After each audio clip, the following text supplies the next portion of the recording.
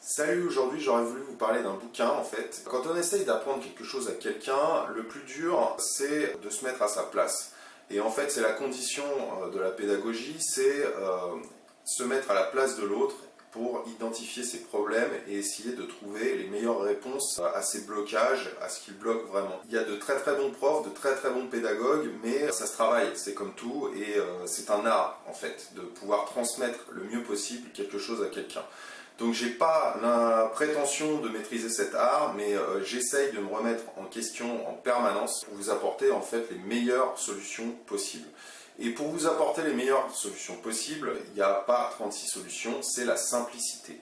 Essayez d'aller à l'essentiel, d'épurer sa méthode. Et bien que ce soit des professeurs, d'ailleurs j'aime pas trop le terme de professeur parce que en tant qu'autodidacte, j'ai beaucoup appris par moi-même et on apprend toujours tout seul, même avec un professeur, même avec les meilleurs bouquins, on apprend toujours par soi-même. C'est pour ça que je préfère le terme de guide, de quelqu'un qui vous accompagne plutôt que professeur, parce que c'est à vous de faire le boulot. Quoi qu'il arrive, c'est à vous de faire le boulot et de travailler. Donc apprendre par soi-même en étant guidé. Et c'est un petit peu ce que je voudrais vous transmettre en fait.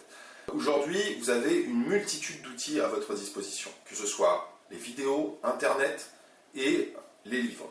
Les livres, il y en a une multitude qui sont sortis sur le sujet et rarement, j'avoue que rarement, j'ai été ébloui par un bouquin qui parlait du dessin académique. Souvent, je les trouve très pompeux, très classiques, remplis de belles images, mais sur le plan pédagogique, justement, c'est trop complexe. La première fois que j'ai ouvert un manuel sur la perspective, j'ai rien compris, vraiment, et pourtant c'était fait par une grande marque de dessin qui est censée expliquer les choses bien, de la meilleure façon possible. Et j'avoue que j'ai rien compris, c'était beaucoup trop dur, beaucoup trop compliqué. Et c'est que bien plus tard, que je suis tombé sur une méthode simple qui m'a montré justement les bases de la perspective. Donc j'en viens au fameux bouquin que je voulais vous conseiller, c'est celui-là.